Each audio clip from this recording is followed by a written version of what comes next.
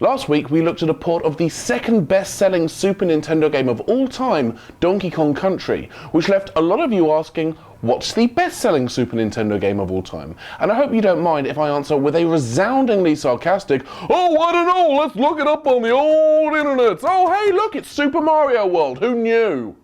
Yes, who could possibly have guessed that the single best-selling game for the Super Nintendo is the game that came bundled with the bloody thing at launch? Super Mario World, or Super Mario Bros. 4 as it's referred to by absolutely nobody anywhere ever, has sold a combined 20 million copies worldwide, which is pretty impressive when you consider that 49.1 million Super Nintendo consoles were sold globally.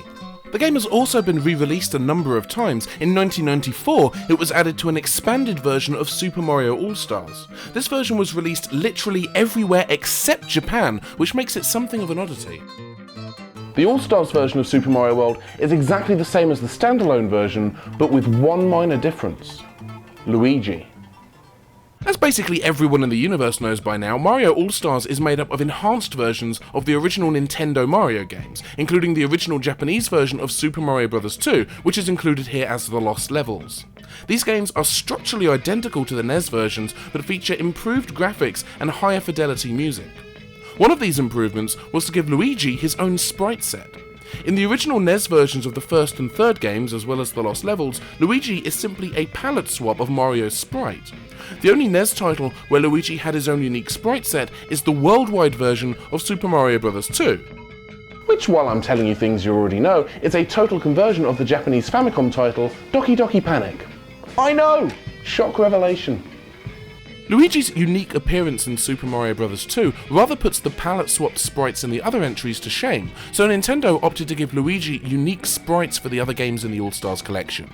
Which is a nice touch, and what's more makes those of us who were always relegated to Player 2 as kids feel a little less like second-class citizens. But what does any of this have to do with Super Mario World?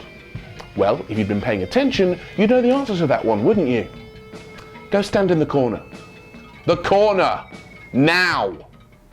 Anyone who's played Super Mario World, be it on the original Super Nintendo or the Wii Virtual Console re-release, knows that in this game Luigi is still a palette swap of Mario.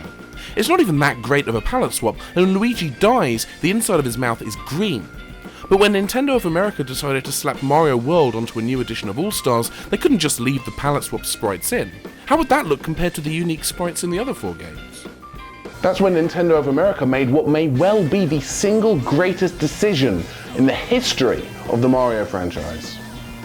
They gave Luigi his own sprite set. In fact, they did better than that. They made him all the more unique by changing his run cycle, his jump style, everything. Gone is the traditional one fist in the air Mario jump. Instead, Luigi pushes off the ground with both feet. He doesn't slide down hills on his arse like his brother, he slides on his knees like a motherfucking rock star. Mario throws up a peace sign when he finishes a level, but Luigi crosses his arms like a pimp. And he spits fireballs. I'll say that again, Luigi spits fireballs. Anyone can throw a fireball, but Luigi spits them out of his goddamn mouth. Luigi's such a badass. I bet he can eat a Hot Pocket as soon as it comes out the microwave.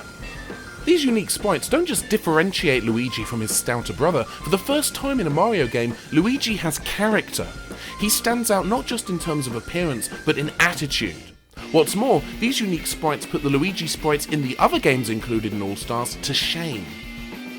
In fact, Luigi's new sprite set is so cool that when playing alone, I'd start a two-player game, give Luigi all the lives, and then deliberately kill Mario so I could play on as Luigi. I'm not kidding, it's that awesome. That being said, there's evidence to suggest that Nintendo HQ in Japan weren't happy with the tweaked sprite set.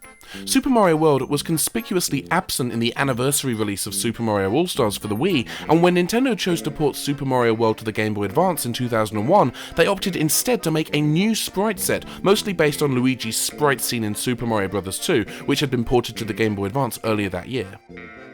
I'm not fond of the advanced version of Super Mario World for a number of reasons, but Luigi is probably the main one. Simply taking the Mario 2 sprite and dropping it into Super Mario World doesn't work. It's a different aesthetic, so it's an awkward fit.